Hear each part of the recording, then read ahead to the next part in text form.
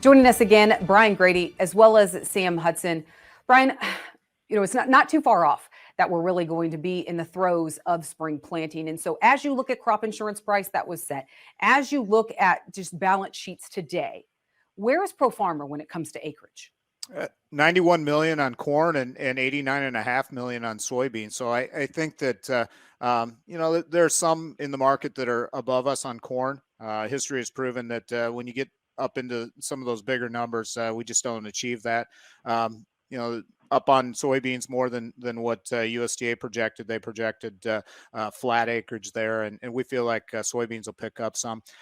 Crop insurance price, when you look at the soybean corn ratio there, it was 2.33, which is very neutral and gives neither corn nor soybeans an advantage. I think that when all's said and done, crop rotation is the number one factor in the central corn belt. When you get out into some of the fringe areas, then the crop insurance price ratios come into play. Those types of things. Other crops, probably getting some more sorghum acres in some of those dry areas, the southwestern plains this year. Really, I think that the heart of the Corn Belt, we won't see acreage move a whole lot from where we have been. Well, Sam, there's concerns about drought that we talked about, but also up in that northern Corn Belt, even in the Dakotas, looking at a lot of snowfall right now. And you go back a year ago when there were concerns about prevent plant and we saw that delay in spring planting, we got a boost in prices then, but we also proved that we could plant this crop in a record amount of time and still get some pretty impressive yields. So as we look at the possibility of prevent plant, do you think that is going to have much impact possibly on the market this year? Well, it could, but it may be one of those things where, you assume normalcy until you're forced to panic. I quickly think back to 2019 and, think about how late we were and how much we planted in June and how good of a crop you could still get in a lot of these places. And in terms of drought, I don't know that we want to catch up the entire Western Corn Belt all in April, May here. So I think timing is just going to be, the real key here. I think a lot of these places have gotten enough moisture here over the winter months, be it from snowfall or rain. And I think that's enough to provide optimism for germination, at least. And I think as long as those rains come timely here this spring, once again, this kind of goes back to the prove it approach. As long as we're cutting our demand along the way here, we can afford to have a little bit of a buffer out there on the supply side, unless things get really bad.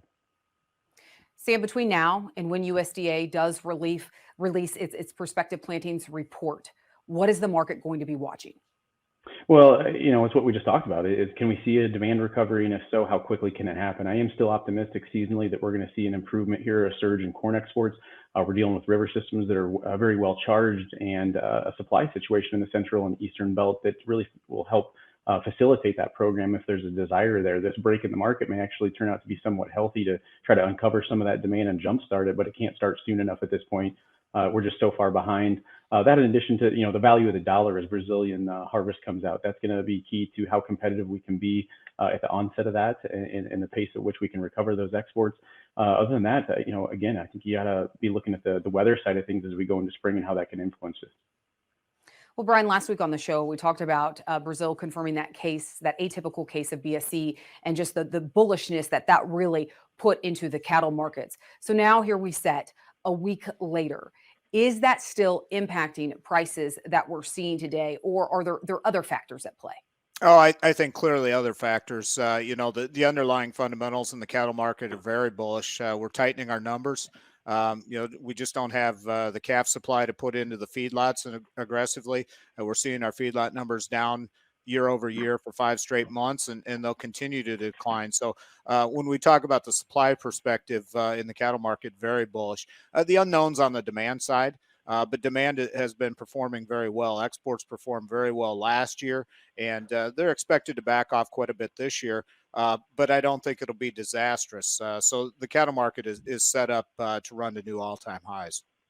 Yeah, we've already seen pretty explosive trade action there, but are you still thinking that Q4 could be what produces those record prices?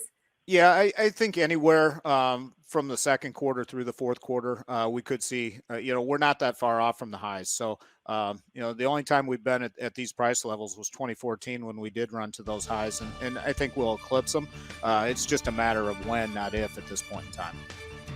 All right, Brian, Sam, thank you so much for joining us this weekend. Stay with us because we have much more on U.S. Farm Report when we come back.